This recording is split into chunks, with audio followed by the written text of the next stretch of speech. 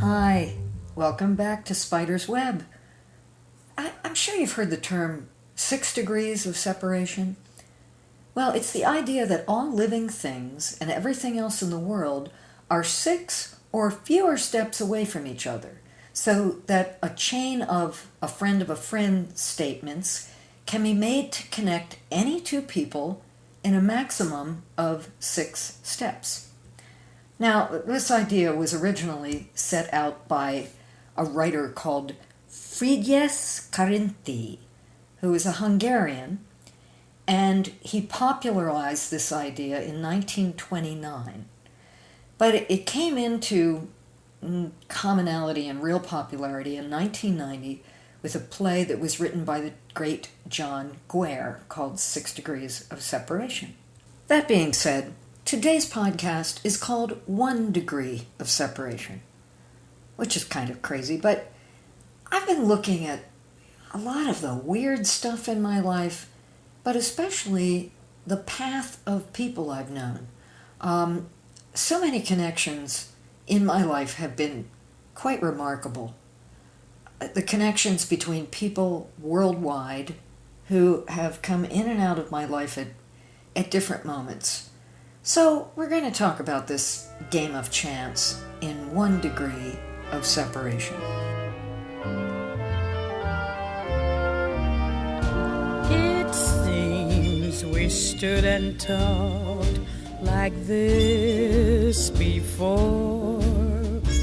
We looked at each other in the same way then, but I can't remember where or when.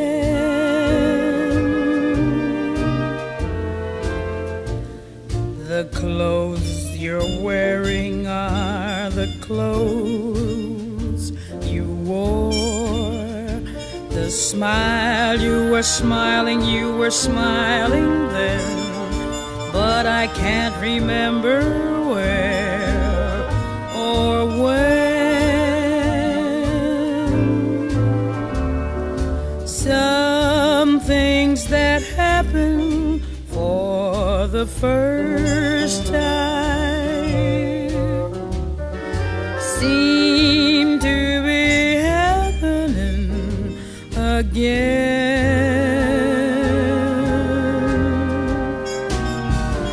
And so it seems that we have met before and laughed before and loved before, but who knows where or when. So one of my earliest examples of this strange phenomenon goes back to when I was a kid. I was in junior high band when they realized that I had musical talent, and the band leader, a man named Colin Offer, who I've mentioned on this podcast before, he was an amazing teacher and quite a character. He was this guy from Texas who had been a jazz musician and had been on the road. He played with Dizzy Gillespie and all kinds of other luminaries until his wife said, "You know what, you got to stay home and teach school." So he was teaching at my little junior high school, and we were having summer band, and he brought in a few ringers, one of them being his daughter, Andy, who was my age and had red hair and was a small girl. We were a lot alike. I didn't really know her very well. I only saw her at rehearsals. So then we fast forward to when I'm about 21 and I'm working in the theater, and there's a guy that's a set designer, and he's coming back and forth from the theater to work on the set for Camelot, in which I was playing Guinevere, believe it or not. And His name was Bill, and Bill had this girlfriend with fabulous long red hair. And her name is Andy, and we start talking, and we realize that her father was my band teacher when I was a kid. So this is really bizarre, and we became really fast friends. Then after the show was over, I lost track of the set designer and his girlfriend.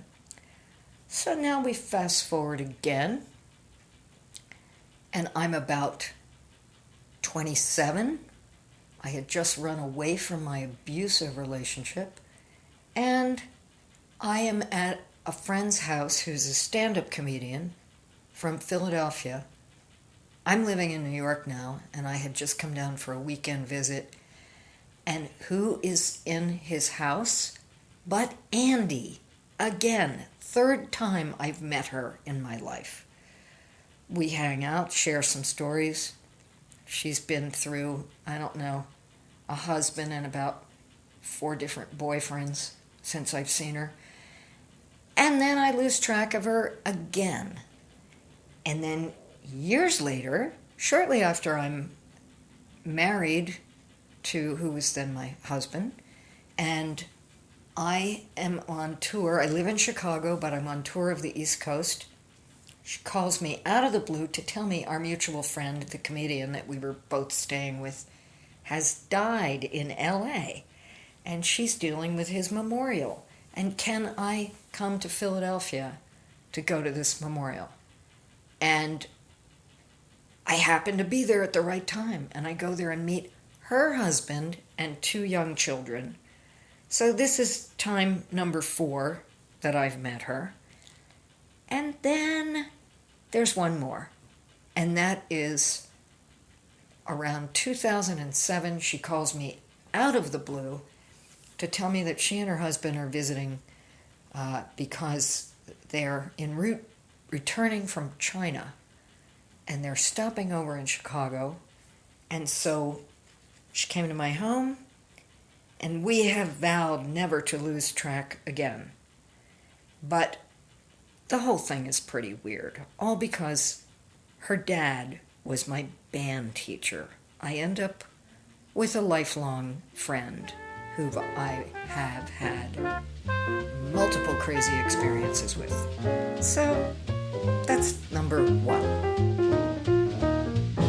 There will be many other nights like this, and I'll be standing here with someone new.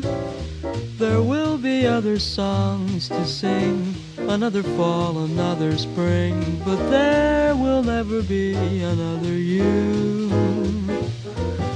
There will be other lips that I may kiss, but they won't thrill me like yours used to do.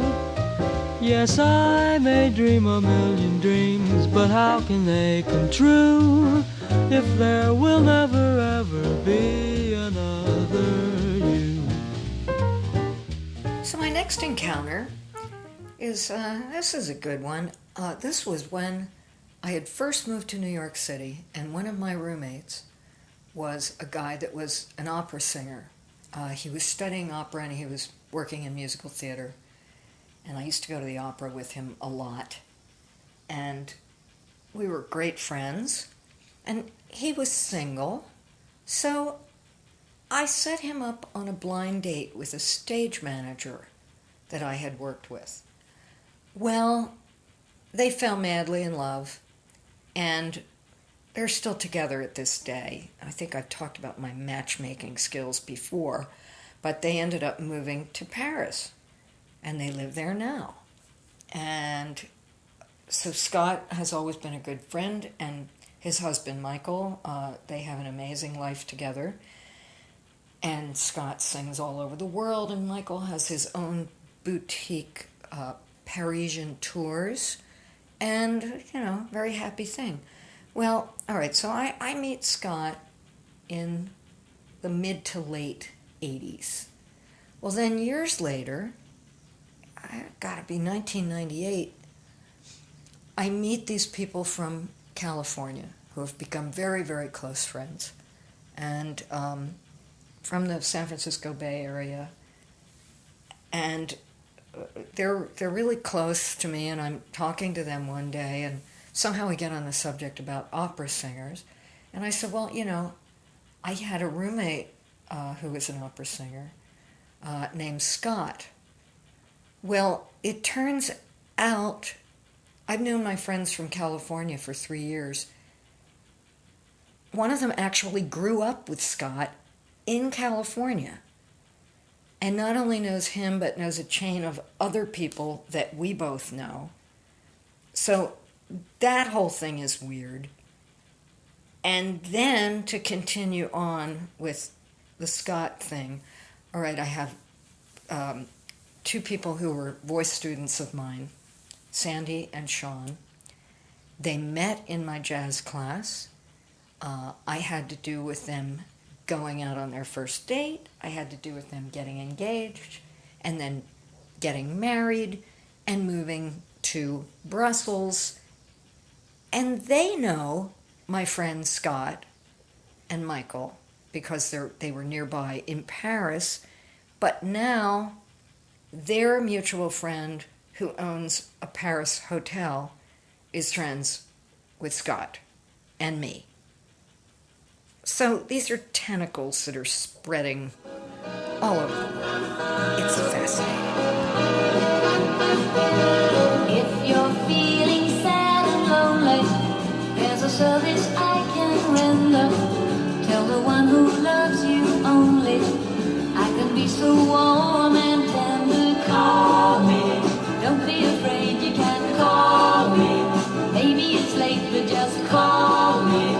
Tell me and I'll be around. When it seems your friends desert you, there's somebody thinking of you. I'm the one who never hurt you. Maybe that's because I love you. Call me, don't be afraid, you can call me. Maybe it's late, but just call me. Tell me and I'll be around. So getting back to how I met the people in California, who eventually were connected to my roommate in New York. In 1990, I took my very first trip to LA to do a performance there with my partner, Ricky Ritzel. And we did a couple of shows in LA, and there were friends of ours who actually kind of came on as groupies. They went out with us from New York, and everybody partied, and it was crazy. And one of them was friends with a very famous manager, managed a lot of jazz people, Alan Eichler, who had managed such incredible talents as Anita O'Day and Ema Sumac, Patti Page.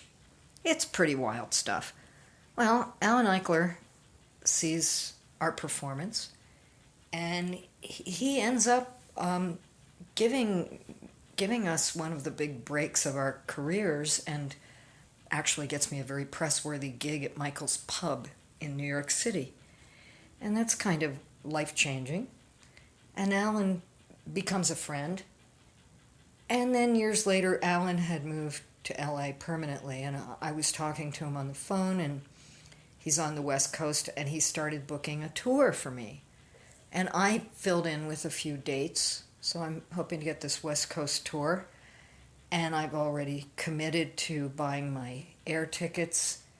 But a big problem happens. The major club that is going to, be the heart of this deal and provide my lodging goes out of business. And I don't know what to do. And I'm just going crazy, and I'm begging Alan to take care of this because I have nowhere to stay. Well, he ends up telling me that he has friends that know Julie Wilson, the iconic singer who had recently friended me, become a really wonderful friend and mentor. I knew her from New York, but when she was performing on the West Coast, there were these guys that hosted her in San Francisco named Chris and Jimmy. And Alan volunteers their house to me. And of course, they're offended at first that he's, kind of pimping out their house to random performers that are roaming the countryside. But they said, we'll talk to her on the phone. If we don't like her, she's not staying. Well, we talked on the phone, and it was love at first listen, I guess that was. And the rest was history. I ended up becoming close friends with them, staying with them. Turns out we have a million mutual friends, but the connection to my roommate is pretty strange. And we're still close to this day. And I don't know how many tentacles there are between our relationships. I've got your number. I know you inside out. You ain't no Eagle Scout. You're all at sea. Oh yes, you brag a lot. Wave your own flag a lot. But you're unsure a lot. Yes, you're a lot like me. I got your number and what you're looking for. And what you're looking for just suits me fine. We'll break the rules a lot. We'll be damn fools a lot. But then why should we not? How could we not combine? I've got your number, and I've got the glow you got. So this last segment definitely, truly goes back to 6 Degrees of Separation. Because if you've ever seen the play or the film that John Guare wrote, it's based on a true story of a con man, a guy named David Hampton, who was a sociopath, and he made his living, so to speak, conning society people, mostly from New York and different places. And I actually got conned by him when I lived in New York. And it was when I was working at the Five Oaks. And I may have brushed on this story on the episode I did about that. But I was a bartender there, and one night I was working the early shift, which meant that I got to leave at 1 a.m. That was the early one. And it was a piano bar, and Marie Blake would always ask me to sing, and I was near the end of my shift, and this really handsome guy comes in. He's young and impeccably dressed. He's wearing a leather jacket, and he came in asking for the owner. And he said, I go to school with her son Patrick in Washington, D.C. These are all true things. Her son's name was Patrick. He went to school in Washington, D.C. And so the other bartender is taking over for me, says, oh, I'm sure that the owner would love for you to have a drink. What could I get you? And he said, oh, I'll have a rum and Coke. So he sat down with his rum and Coke, and just then Marie Blake asked me to sing, and I did, and I got finished, and he said, oh, my God, you're amazing. You sound like Ella Fitzgerald. Do you have a recording contract? And I said, no, I don't, but I would like to. And he said, well, you know what? He goes, I have a friend that's with Sony, and I'm actually going to be meeting him tomorrow afternoon. And I know that he'll be available at 2 o'clock because that's right when my meeting ends. And I'm like, are you kidding me? He's like, yeah, here, let me write his address down. And it was some address on West 61st Street. And then he said, oh, and here's my name and my phone number. So this is the guy's address and phone number, my name, my phone number. I'm like, This is too much. Thank you so much. So he leaves, I think, and I go into the telephone booth, which they had in the Five Oaks, an old wooden telephone booth with a public phone. And I call my then boyfriend and tell him all about it. And I'm so excited, and he's skeptical. And then I hang up the phone and I look, and this guy named David Hampton, gave me his real name, he is back in the bar and waving at me. And I opened the door and he said, "This is so embarrassing, but you know what? I left my hotel and I forgot my wallet. I don't have any cash on me, and I've got to get a cab. Can I borrow $40? And I thought, oh, how awkward. What do I do? This guy maybe just gave me the break of a lifetime and I'm going to tell him no. So I said, I could let you have 15, because I know that. I'm like, where is your hotel? And he said Midtown. I thought, it's not going to cost that much. So I gave him the $15, and the other bartender kind of rolled their eyes at me, and we thought it was a little odd. I went home, didn't think anything of it. So the next day at 2 o'clock, I am headed out to 61st Street to have my big break with Sony Records. So I get to 61st and I start walking, and I realize it's right where 61st Street stops. There is no address. No address such as this. Not even anything close. So I call the Sony man's phone number, and it is a number that is non-working. It's not like a wrong number. It's a non-working number. Then I call David Hampton's number. It also is a non-working number. I am completely mystified by this. And I'm thinking, well, why would anybody do this? I mean, even to get $40, that's insane. I didn't give him $40, but it's weird. I can't figure it out. So I have to let it go, leave it up to the universe. And then this has to be a year and a half later.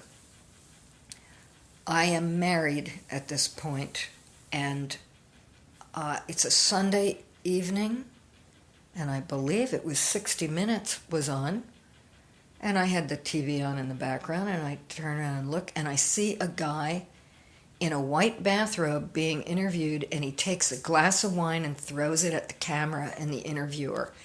And they go on to say, we're talking to con man David Hampton, who 6 Degrees of Separation was based on. And I'm like, what? What? Well, I am floored. That's him, that's him, that's him, that's him. Well, wonders never cease, because years later, I am telling this story to who was then the current maitre d' at the Five Oaks after I'd moved to Chicago. And I'm telling this guy the story, and he kind of shakes his head and says, well, you didn't have as rough a time as I had with him. I had an affair with him.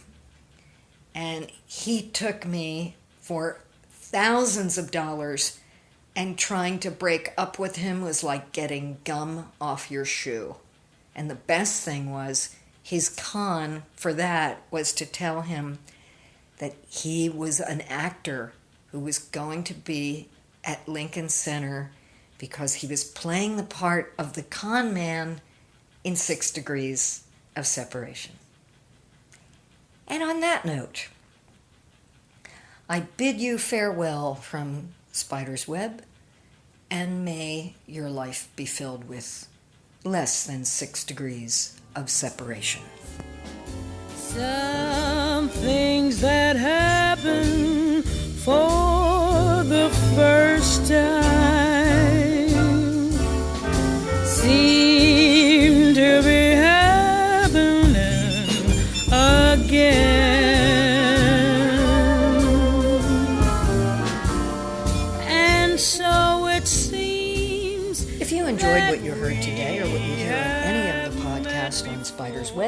Please keep coming back to listen for more. Take more punishment, if you will.